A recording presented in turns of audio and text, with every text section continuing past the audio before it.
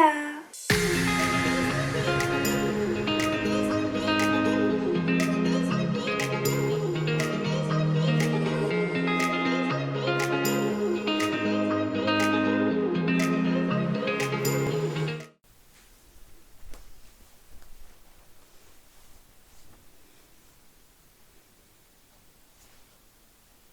Vous voyez pas quelque chose qui a changé là?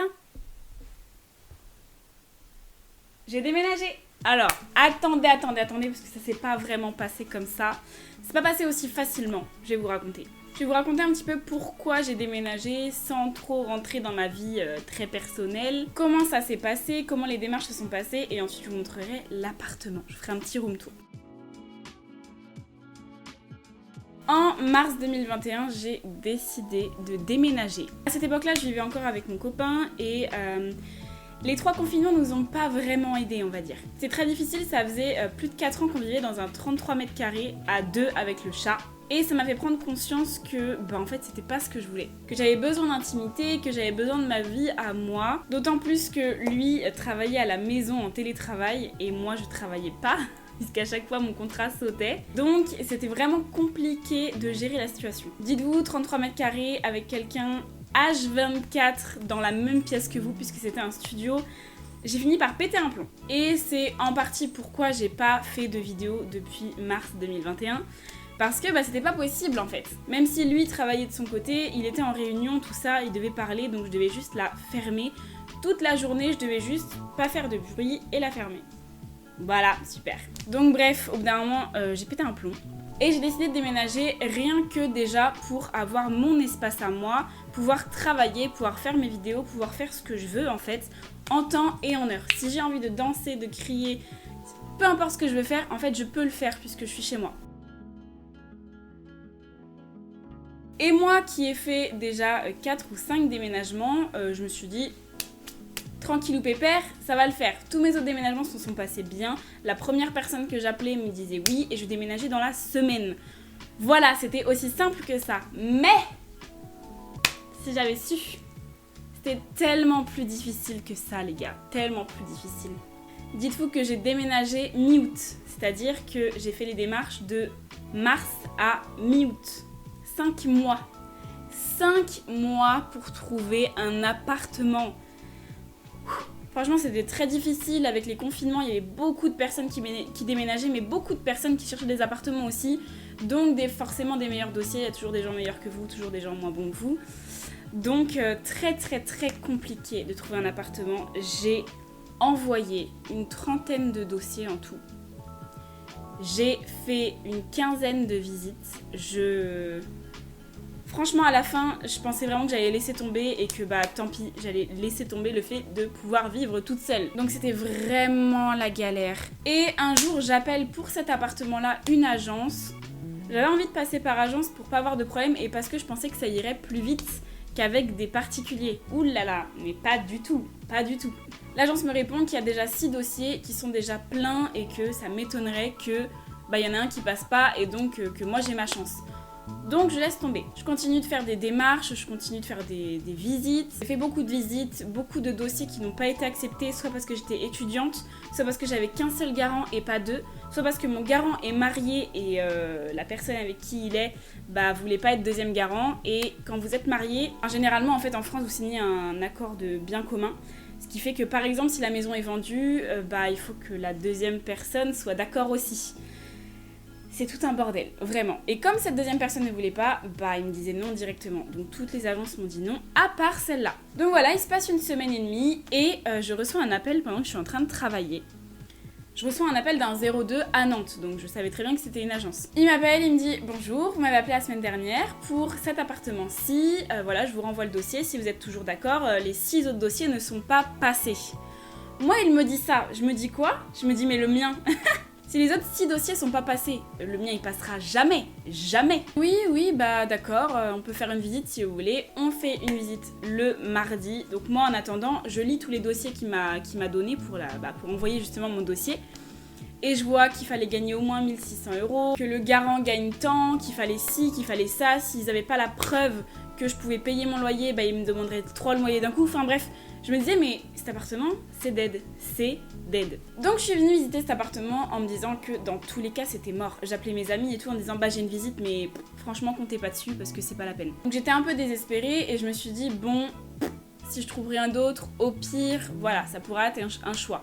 Mais dans tous les cas, vu que moi je me disais que j'allais pas être prise, j'avais pas grand... Voilà, je me projetais pas dedans. Et 3 ou 4 jours plus tard, il me rappelle en me disant voilà, c'est votre appartement, il est pour vous.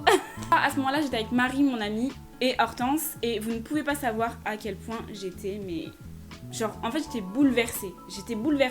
Et je me disais, c'est pas possible parce que j'avais reçu tellement d'appels, des trentaines d'appels me disant non, désolé, j'ai déjà pris, non, désolé, j'ai déjà... Voilà, je m'attendais tellement pas à une réponse positive que, en fait, je savais plus quoi faire. Et j'étais tétanisée en mode, mais est-ce que, du coup, c'est le bon choix? J'ai pas vraiment réfléchi, vu que j'étais sûre que j'allais pas l'avoir. On a signé les papiers, ça c'était encore tout un bordel parce que mon garant était au bled, était au Portugal. Et donc, il fallait qu'il signe en main propre le bail avant que moi je puisse rentrer dans l'appartement et avoir les clés. Sauf qu'il était au Portugal, le frérot. Enfin, non, du coup, le père. Donc, j'ai dû signer à sa place pour le bail. En plus, il a cramé parce que l'agent immobilier m'a dit vous êtes sûr que c'est votre père qui a signé? Je dis oui. Dans tous les cas, il aurait pas pu ne pas avoir de preuves puisque mon père était au courant. C'est lui-même d'ailleurs qui était en vacances à la Coucoule sur la plage de Mira, qui m'a dit est-ce que tu peux signer et faire ton bail s'il te plaît parce que moi j'en ai un peu rien à foutre quoi. Voilà, c'était un peu ça et franchement je le comprends totalement. Le pauvre il était en vacances à la plage, je l'appelle, oui alors faut que tu signes ça, oui alors faut que tu fasses ça. Voilà. Alors, je vous montre l'appartement, comment il était avant que moi j'emménage, donc comment il était au moment de la visite de l'appartement. Il était vraiment en mauvais état, franchement, quand on a fait le... Comment ça s'appelle? Vous savez, le truc où on dit quand il y a des trous dans le mur et on signe chaque partie, je sais plus comment ça s'appelle, mais bref. C'était un état un peu déplorable partout, des trous dans les murs, du jaune sur les murs, du noir sur les murs, du jaune au sol, enfin vraiment...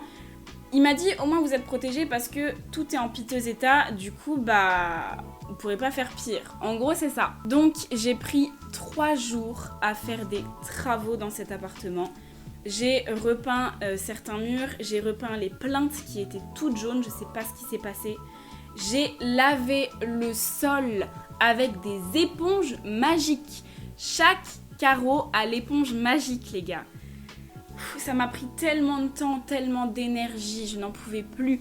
Heureusement que j'étais en vacances parce que si je travaillais en même temps, je pense que dans mon cerveau ça aurait explosé. L'agent immobilier me dit bah voilà il y a des traces au sol, tout ça, il me fait signer ça. Je me rends compte qu'en grattant ça part. Mais en fait la sœurette qui était là avant moi, je pense qu'elle a pas fait le ménage pendant 2 ans. Mais vraiment, c'était dans un état mais dégoûtant. Je vous mets le avant-après du sol, rien que ça vous pouvez le voir. Comment tu peux vivre dans un appartement avec un sol comme ça, ma sœurette? C'est pas possible! C'est pas possible! Ton appartement, c'est vraiment l'endroit où tu vis tout le temps, tu respires l'air, tu touches les meubles. Faut que ce soit propre, sinon tu ne peux pas toi-même être propre si ton appartement n'est pas propre. Mon chat, il est vraiment en plein sommeil là, il est à fond. Quand tu rentres chez quelqu'un, la propreté de son appartement te donne la propreté de ce qu'il y a sous ses vêtements. Enfin bref, j'ai fait les travaux qu'il fallait, j'aurais pu faire mieux, j'aurais pu faire plus de peinture, tout ça, mais j'avais juste trop hâte d'emménager en fait. Voilà pour les petites péripéties et comment ça s'est passé, on va pouvoir passer à la visite de l'appartement. Donc quand vous rentrez dans l'appartement, déjà j'ai la porte violette, ma couleur préférée, est-ce que c'était pas un signe? Vous avez l'entrée et on passe directement à la salle de bain.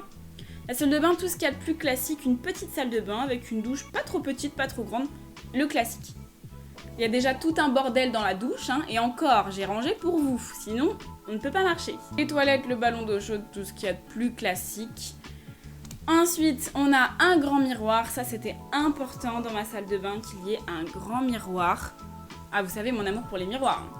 Donc il y a un petit placard, ça c'est un placard que j'avais avant, enfin c'est un meuble que j'avais avant avec mes petites affaires dedans. Et dans le meuble sous l'évier, c'est le soin cheveux à gauche, le soin corps à droite et tout ce qui est en plus, on va dire, hygiène, tout ça en bas. Et le plus, les gars, c'est un distributeur de savon. Mon rêve, c'était mon rêve d'en avoir un. On juge pas les rêves, ok? On n'a pas les mêmes rêves, on juge pas les rêves. Voilà, donc je me suis pas encore occupée de la décoration de la salle de bain. Je verrai ça plus tard, franchement c'était pas le plus important. Pour moi le must du must c'était de faire le salon d'abord et ensuite le reste. Voilà, donc ensuite vous avez la petite entrée avec mon porte-manteau, mon premier porte-manteau avec plein de manteaux dessus. Le deuxième porte-manteau. Ensuite, on a un meuble, donc c'est une étagère que j'avais avant, que j'avais déjà repeinte en noir. Et l'appartement, comme je vous l'ai dit, ça fait 1 mois que je suis dedans, ce n'est pas fini, donc il me manque encore des meubles, 2 meubles, dans l'entrée pour ranger mes papiers et tout ce qu'il y a dans le carton, là c'est un petit peu du bordel, des papiers, des piles, des choses comme ça. Ensuite, on passe à la cuisine, donc c'est une petite étagère qu'il y avait déjà dans l'appartement. J'ai juste mis mes petits thés dessus, j'ai trouvé ça assez sympa. Ensuite, on a la table ronde et les chaises qui étaient déjà dans l'appartement. Donc j'ai rajouté la nappe et la petite décoration dessus, c'est un pot pourri que j'avais déjà avant. Et voilà le cœur de la cuisine, le cœur de la maison.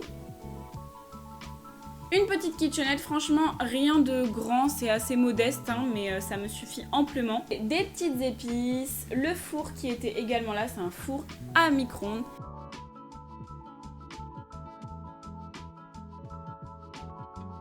Ensuite juste en bas vous avez les petites affaires de Mimi, la petite caisse, tout ça. Et dans la cuisine je voulais absolument exposer mes ustensiles de cuisine, mes outils, enfin tout ce qui est robot, Cookéo, machine à popcorn, machine à bar à papa. Je voulais vraiment tout exposer et pas ranger et sortir à chaque fois. Trop chiant de faire ça. Et en plus je trouve ça vachement joli une cuisine où tout est sorti. Tant que c'est rangé et propre.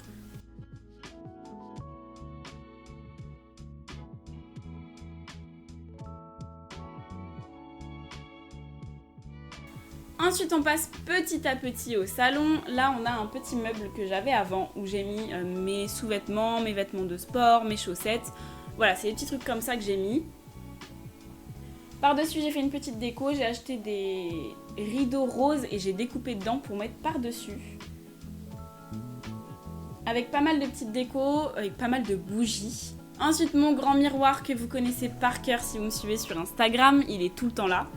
J'ai rajouté un petit meuble où j'ai mis des plaids à l'intérieur pour l'hiver. Avec de la petite déco. Et on passe directement au cœur du salon. Le canapé, je voulais absolument un canapé gris clair. Mais en fait je me suis dit avec le chat et avec comment je suis maladroite, il va directement être taché le truc. Donc j'ai opté pour un canapé toujours gris mais un peu plus foncé. Avec des petits coussins. Donc comme vous pouvez le voir, la couleur de mon salon, je voulais de la couleur aubergine, du rose pâle, du blanc, du gris et du noir. Voilà. Le blanc, le gris et le noir, c'est pas considéré comme des couleurs. Avec des grands cadres en arrière-plan, ça c'était vraiment important. Ils vont être changés parce qu'ils sont pas de super bonne qualité.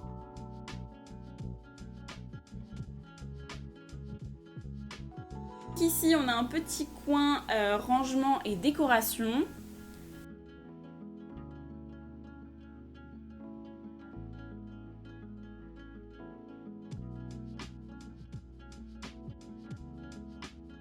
Donc là il me manque encore une petite étagère, un petit rangement pour ranger tout ça. Pour l'instant ici c'est un peu le bazar mais j'ai mis des petites boîtes et mes boîtes à chaussures, je sais pas encore où je vais mettre ça. Je vais les exposer mais je sais pas encore trop comment. Et ici je voulais vraiment faire un coin parfum. Alors je sais pas pourquoi, j'adore les parfums. J'adore le visuel des parfums et je trouve que ça fait super girly et super joli. Donc il y a une deuxième fenêtre et ensuite on passe au côté étagère, au côté là où il y a mes vêtements. Donc à ce niveau-là, il y a l'étagère que j'ai repeint en noir. Juste à gauche, là où il y a les cartons, ce sont mes pulls et il me manque un meuble. Je vais acheter une étagère Billy pour mettre mes pulls à l'intérieur. Donc voilà, pour l'instant ça reste ici. J'ai exposé mes paires Nike, c'était un truc aussi que je voulais faire. J'adore exposer les paires, les belles paires, pas les paires lambda, mais les belles paires. Du coup, je les ai exposées juste ici. Et je me suis servi d'étagère noire pour mettre mes vêtements, tout simplement. Donc à ce niveau-là, vous avez tout ce qui est pantalon. Juste en dessous, il y a la télé dont je me sers absolument jamais. Il faut que j'achète un Chromecast pour pouvoir m'en servir parce que sinon elle est trop loin de la prise. De la petite déco. Ensuite en dessous, c'est tout ce qui est t-shirt, tout ce qui est haut. Et sur les 3 cases du bas, ce sont des robes, des combinaisons. Pour cette étagère, le projet, c'est de camoufler avec un tissu et du scotch double face et cacher avec le tissu tout ce qui est partie vêtements et de garder ce qui est partie télé, décoration et la case où il y a mes sacs exposés. Ici, c'est encore un petit bazar, c'est mes ring lights, c'est mon petit matos, on va dire, pour YouTube, pour les photos, pour les IGTV, tout ça. Et là, c'est mon coin maquillage, mon coin YouTube. Donc voilà à quoi va ressembler le fond YouTube. Il n'a pas vraiment changé d'avant puisque c'est un fond blanc et que j'ai pas rajouté grand chose sur le fond à part la petite LED en lèvres.